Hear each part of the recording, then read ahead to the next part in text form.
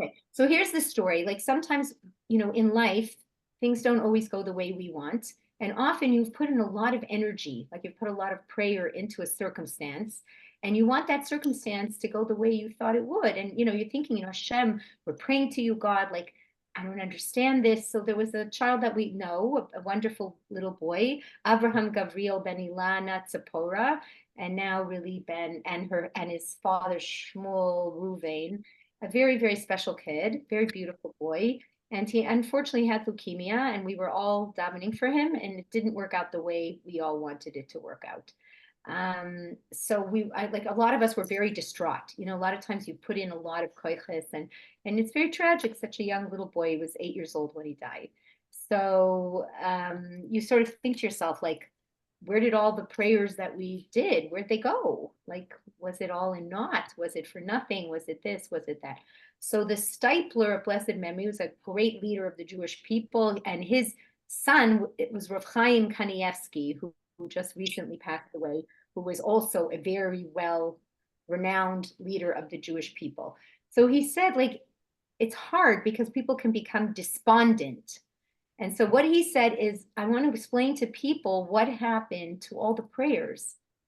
Where did all these prayers go? Right? Because sometimes, you come to this world and you only have X amount of years. And it seems funny, like usually they say if a child, if you die very young, that usually you had a little mission, a very small mission, right? You had a small tikkun often they'll say you are a reincarnated soul. You just have to come back and do a small amount, right? And really what we think is a small amount isn't a small amount, because with this child, tons and tons of prayer and good deeds and all kinds of incredible positive spiritual angels were created.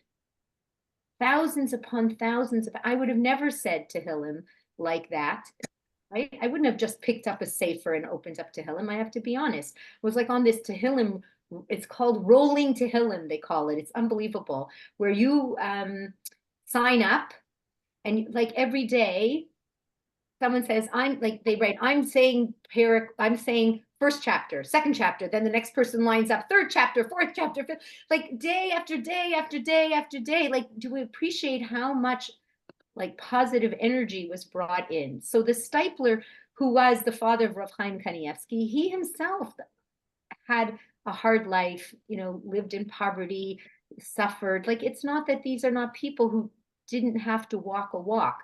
And he's saying this is what the purpose is and what happens to these prayers. So he said, number one, prayer is never, ever, ever, ever wasted. Okay? So for the person that you pray for, they go home to the Almighty with care packages, hundreds and hundreds of thousands of mitzvahs that people did for them go with them as a merit. And because they made us say Tehillim, right? And we said it, we also get mitzvahs. And then there's this blanket of protection for the Jewish people.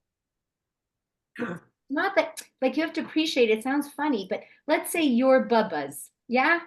Your bubbas. You don't think that they were praying for you? They were praying for you, right? Like when we light our Shabbos candles, we all say, God, take care of me, take care of my children, take care of their children, take care of their children. Like, it's prayers that are going on and on. It's on a huge continuum. All right? And these prayers, like they say, we prayed for this little boy, but that energy can not only protect him, it protects his family, and it can protect people in the future. So does anybody here know who Lori Palatnik is? Anybody know who Lori Palatnik is? Yes. Yes. Okay. So who is she? Tell me who she is.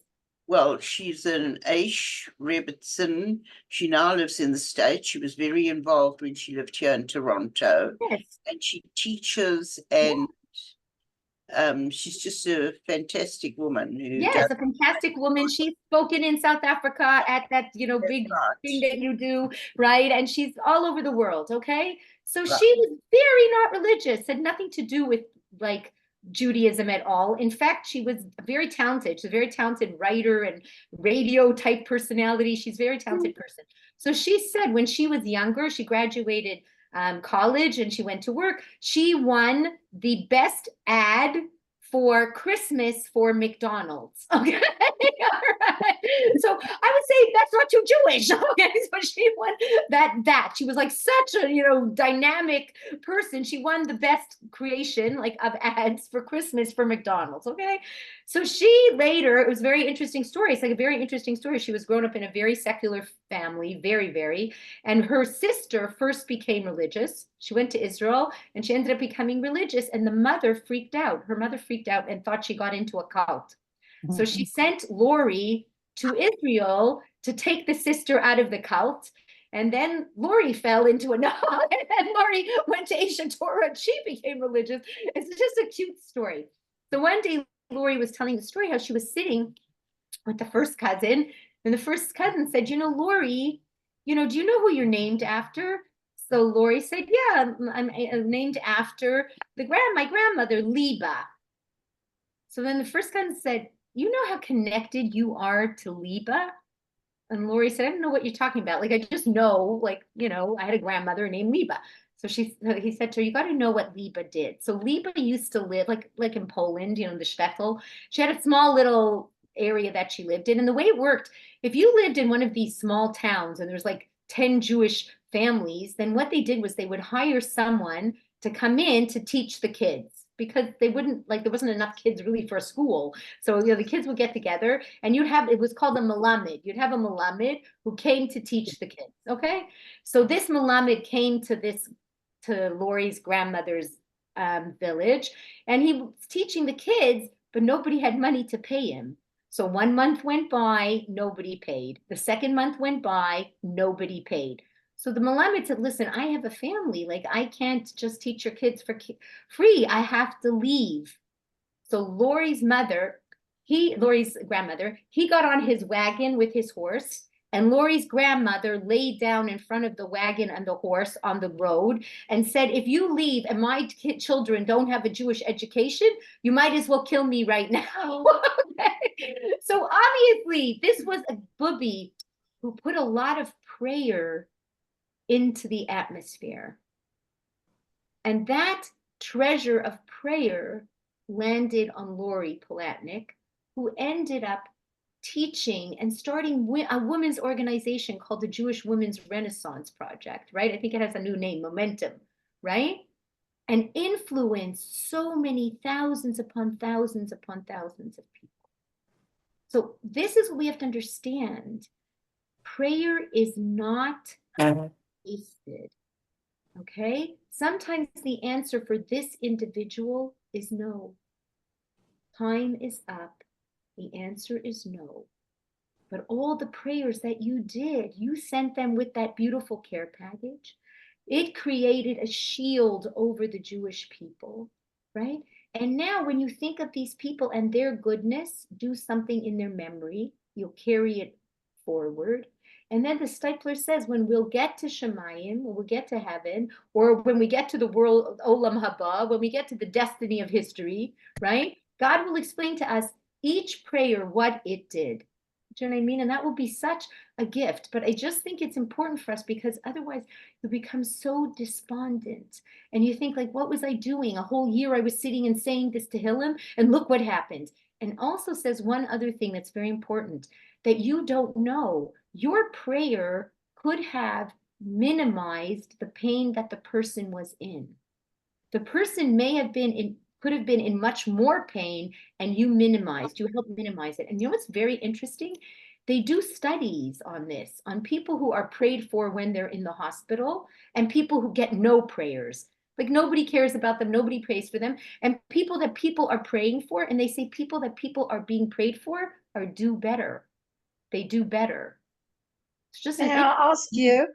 I'm just thinking, especially when you know someone is praying for you, you're talking about a study that may not be aware, but I'm wondering I love that. I got goosebumps. What do you think? Definitely. When people know people, it makes you feel, it obviously lifts you up. when I went to Baruch Hashem, when I went, I donated my kidney. When I went to donate my kidney, you know, they're wheeling you in, right? And they're like, "Are you scared?" Because when you want to donate your kidney, you can jump off that second. Like you are not obligated to donate your kidney. So if they're wheeling you in and you change your mind, you can leave.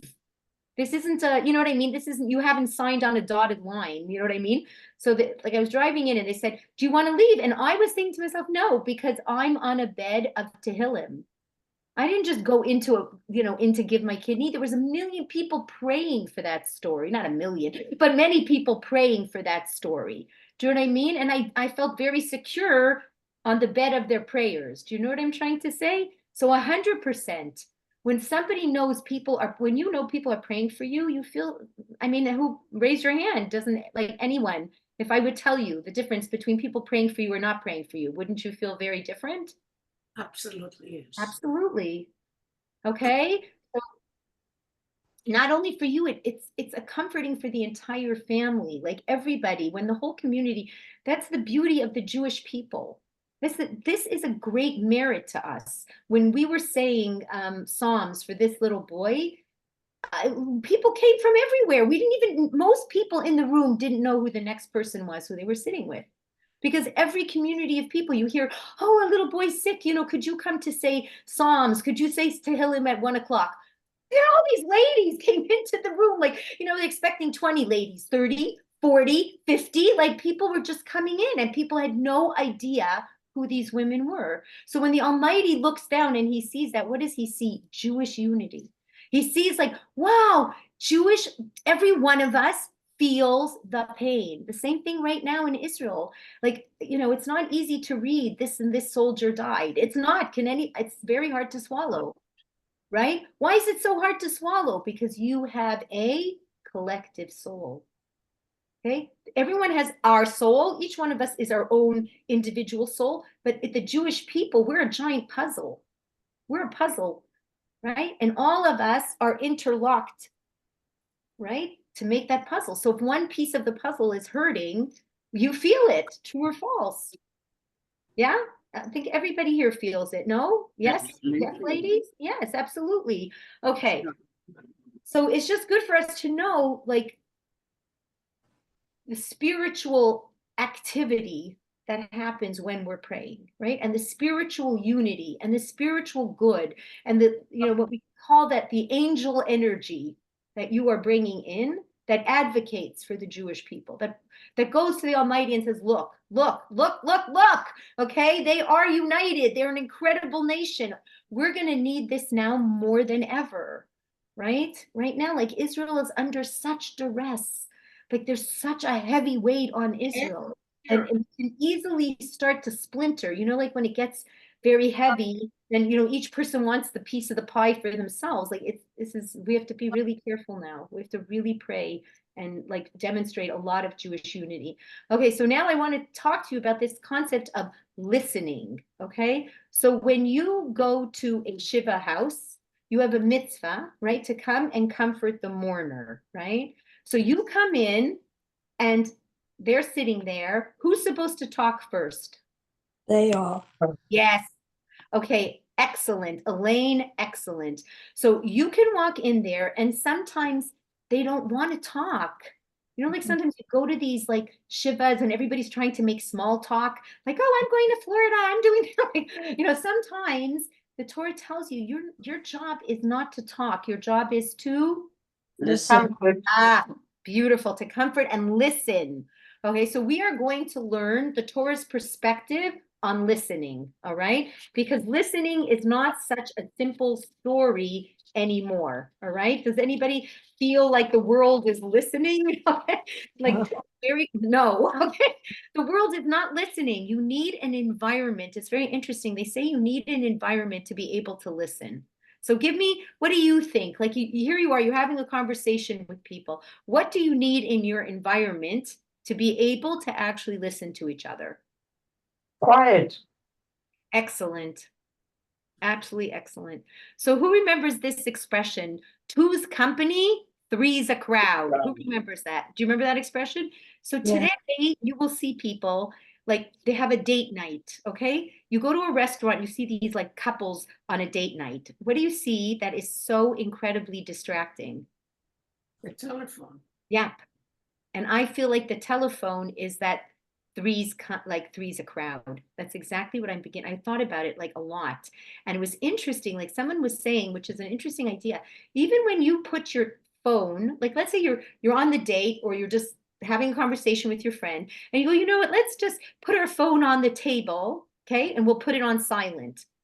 What happens when you're talking and then you see the phone vibrate? So, okay, you see the phone go, right? What happens? Like one person just turns to look down on the phone, like just watch it vibrate. And what happens to that conversation, honestly? It's dead. It's dead. It's dead. And what happens? Usually the person goes, you know what, pick it up. You never know who it is, right? And then we're on another plane. So the Torah tells you, like, I'm so happy. The Torah tells you that in order for you to have a decent conversation, you need to have an environment that's quiet, that you can not have a gazillion distractions, an environment that you're really able to listen. So I'm going to tell you something. Besides using your ears, if you want to listen really well, you need to use your eyes. You know how you can really give someone full attention? You give By them looking at them. Yes. Look at them when they speak. Yes. So today, this is how most people are. Here's my phone. I'm looking down at you, and you can be talking over here, but I'm down here. Mhm. So, and it's very interesting because I'm feeling that people are losing the ability to give eye contact. And the first beginnings, I have to explain this to you, the very first beginnings of the sign of a relationship with another person is when a baby gives you eye contact. And if chas v'shalom, God forbid, your baby can't give eye contact, they test them chalila for autism right away, right? Because they're avoiding a relationship. For a baby, the most curious thing is your face. That's the most curious thing. That's what attracts a baby, right? So you have to appreciate that this eye contact business is really a relationship. And why is it also very good for me to look at your eyes? I want you to know that the Torah tells you your eyes are the window to your soul. Say hello. Right? Isn't it true? Mm-hmm. Like if you stop and you think about it, your eyes are your window to the soul. Like if I'm looking you in the eye and you're looking at me in the eye, like it's a different attraction, right? It's a more soulful connection than, yeah, okay. So it's just like okay, you got it, you're gonna get it, you're gonna take the garbage out. Okay. You know what I mean? So we have to be so careful. I've had this happen. I don't know if you guys have had this. I've had it happen. It's so embarrassing. Where people wear these Bluetooth things in their ears, right? Yeah. They're wearing the Bluetooth and you don't see it. Like their hair is covered like this, right? And then you see the person, you go like, hi, how are you? And they're going, good, good, good. And you're like, oh, that's wonderful. And then you hear them go, yeah, so it's good. So order 3 pairs of those. And then you realize they're not even talking to you. Has anyone had this? It's so embarrassing, right? Like you think that this person, so this is like what we're trying to say, like what's going on today. It's like such a confusing reality and you really want to connect. So what are the 3 most important relationships in your life? What are the 3 most important relationships? Who could remember? Yourself with God. Excellent. Mhm. One more. No. Okay, shut it off. Self, God, and community. yes, and community. Excellent. Like and people. So this is what we're trying so hard. We're trying so hard to be able to have those relationships. And to have those relationships, you need to listen. What, Riva? What are you looking for? I feel bad. I think Riva's a little lost here. Let me see if I can help them. Malka, Yes, my dear. can you hear us? Can you hear us? Yes, but we have to go to the hospital. Oh, okay. Are you feeling okay? Yeah, it will be okay. All right, my darling, we'll see. So, all right. So, have refuah shalema. Amen. From all of us. Thank you. Let's hope all is well. Okay. So when it comes to knowing how to listen, so I want to tell you two stories. So one story was very funny. This rabbi, and funny but not. Okay, this rabbi was at the cleaners. Okay, this rabbi was. I hope you feel better, Reva. I really hope you feel good. It's okay. Don't worry about getting it off. That's fine. It's fine. Just leave it. Just leave it, Reva. Do you want me, do you want me to get it off? Should I try to get it off on my side? She'll do it. Just 2 seconds. She'll do it. She'll be fine. Okay. Bye. Okay. All right. So, okay. So here we'll go. So here's the story. So Rabbi Lamb was saying he was at the cleaners. Okay. Went to the cleaners and he was lined up and there was a woman in the front and she did have a Bluetooth in her ear, but the person who was servicing her didn't know. Okay. He doesn't know that she's got a Bluetooth in her ear. Okay. So she puts down the ticket to get all the cleaning and it was like lots. It was tons and tons of cleaning. And he finally gets it up, on that rod and he hears her go, throw it in the garbage. Just like throw it in the garbage. The guy's like, throw it in the garbage. The guy's like, he's like looking around. He doesn't know what to think. And then finally, no, it's like, yeah, throw the kugel in the garbage. He finally realizes that she's talking to somebody else. But this is what I mean. Like, we got to be really careful, right? And when you're at a place, it's very nice if you can to get off your phone.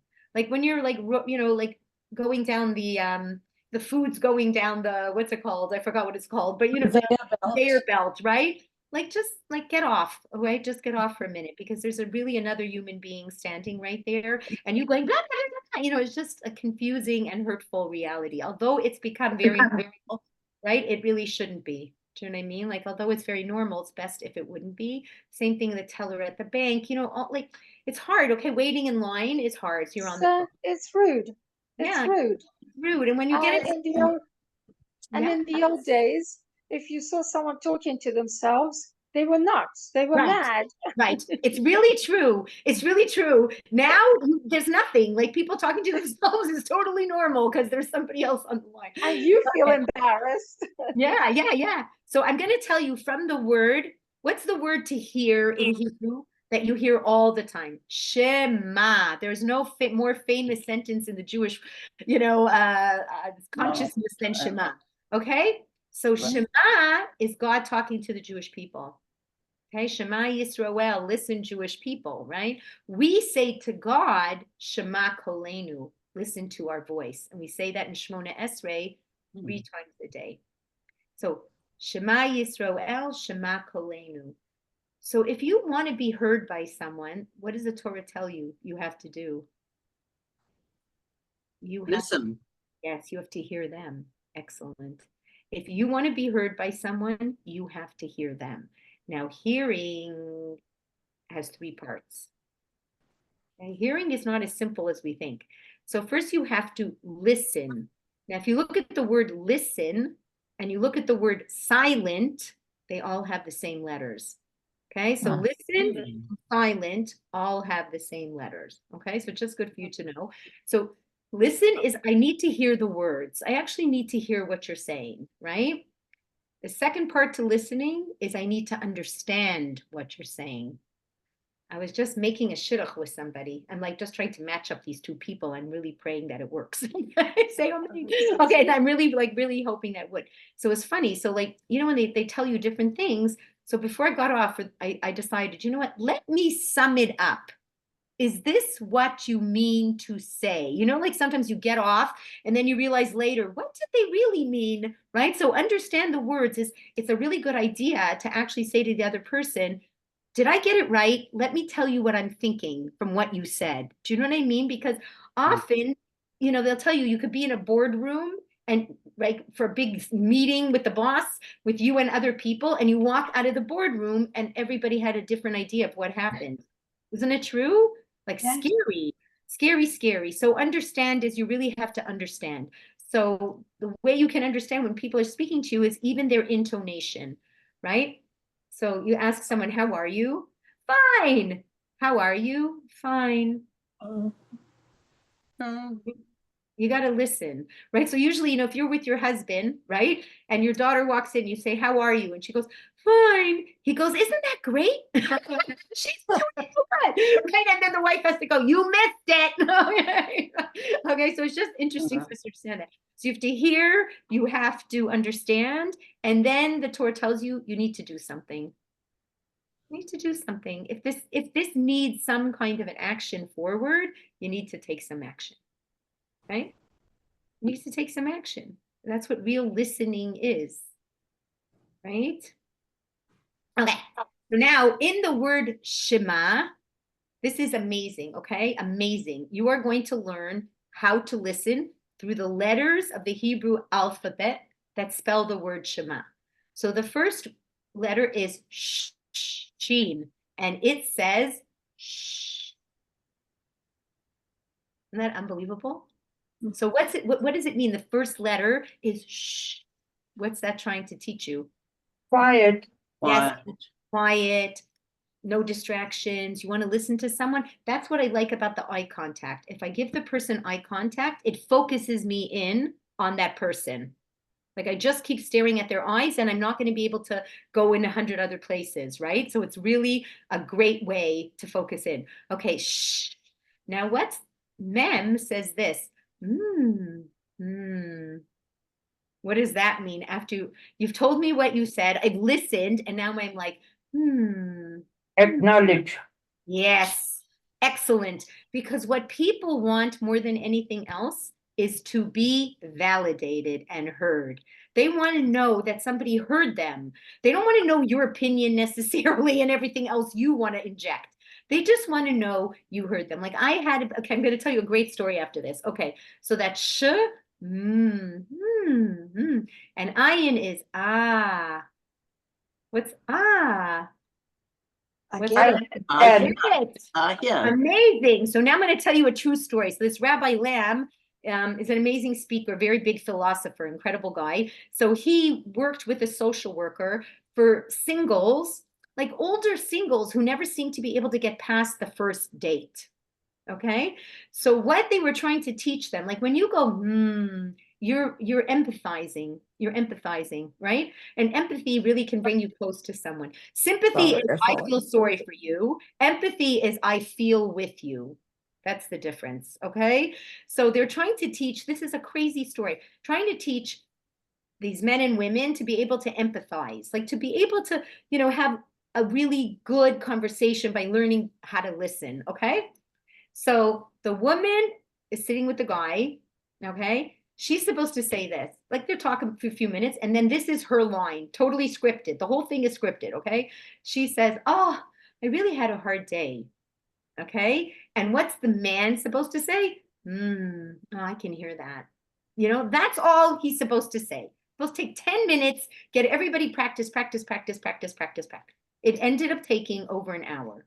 Why? Because this was how people were listening. They would say, I had a bad day. There's something called autobiography listening. What do you think autobiography listening is? You internalize. Yes. Instead of listening to the other person, they went like this. I had a bad day. And the guy would answer, yeah, you think so? I think I had a harder day than you.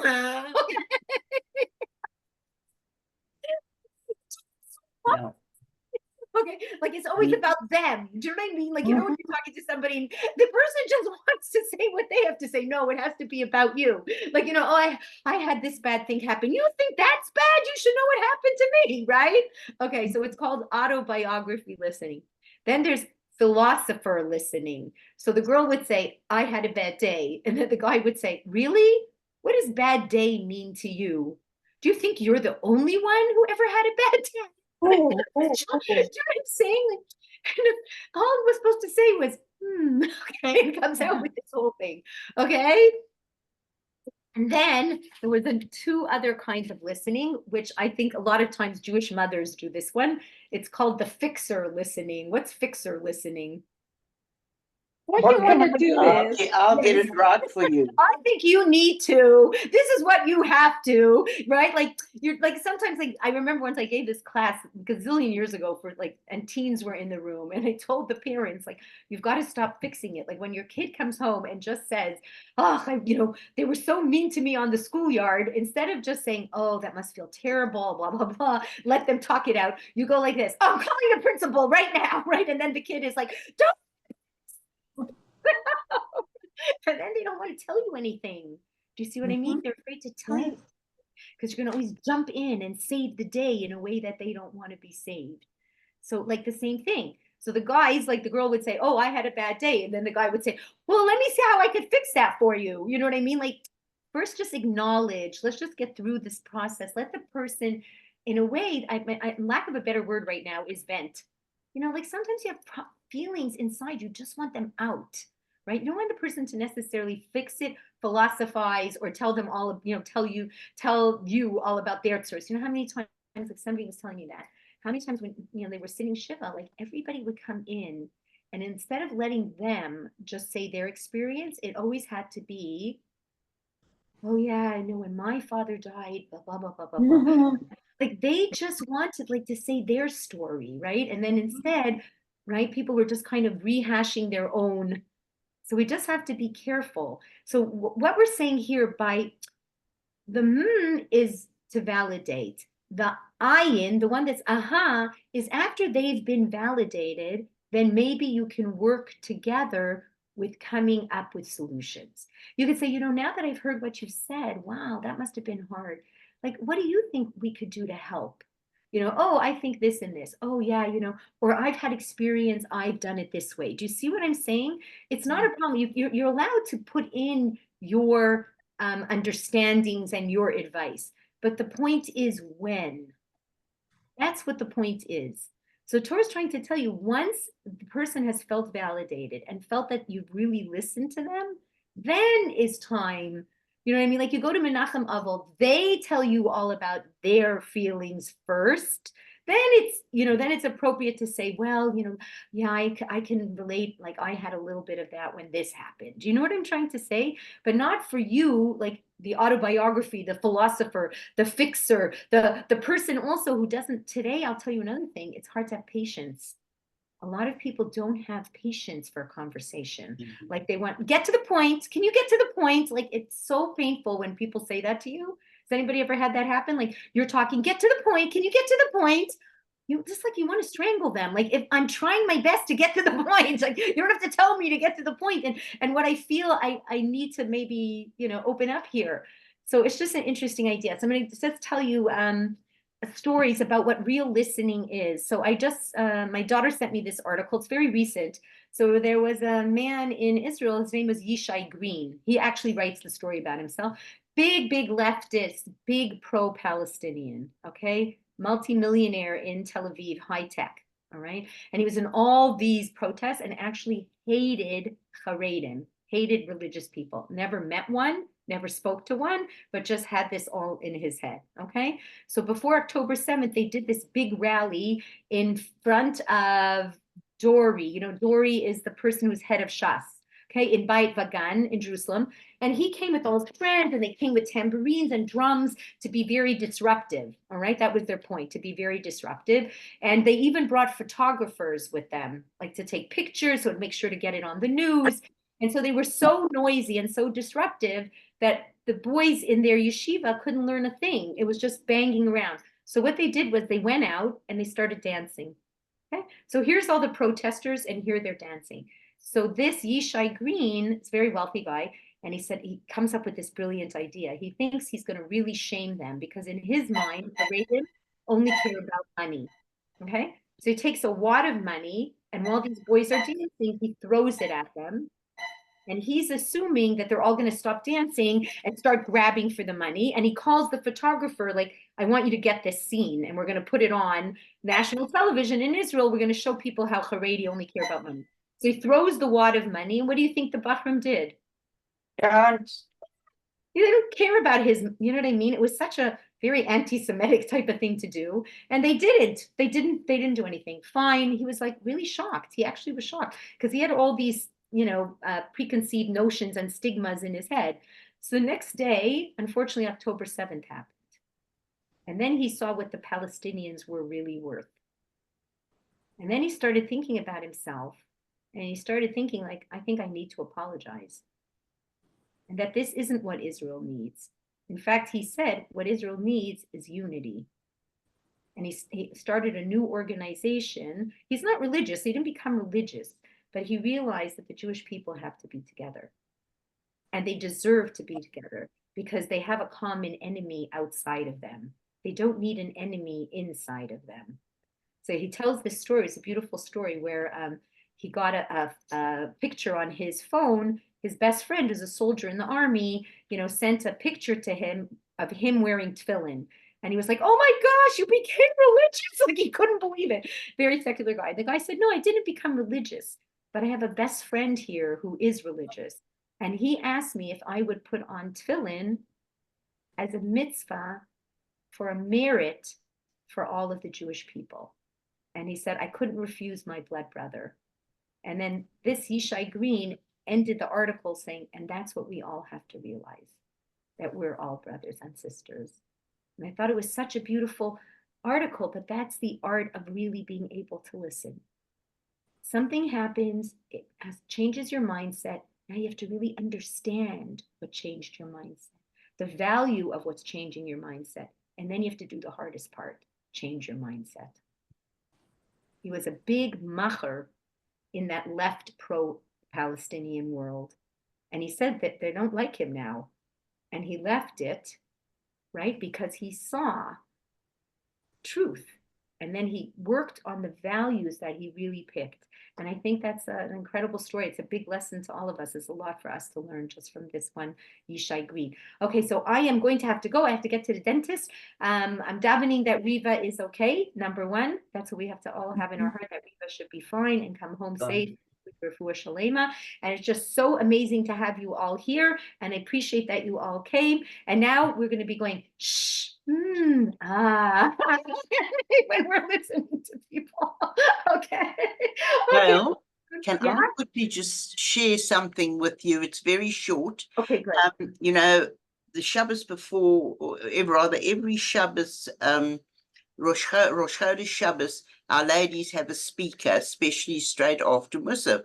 And the two ladies we had 2 weeks ago, just before Shavuot, one of them told us, she was discussing Ruth and saying what a wonderful, caring, fantastic woman she was, how she was so thoughtful and everything good. And then she said, you find someone who is merciless, who is pitiless, who doesn't think of people, who just is, what do you call them? You call them ruthless. Oh, that's so interesting. Like silent, listen, Ruth, and ruthless. Very true. That's beautiful. That was beautiful. Okay, everyone, a wonderful, good day, a good week, and hopefully I will remember to send this recording. So I better just put stop.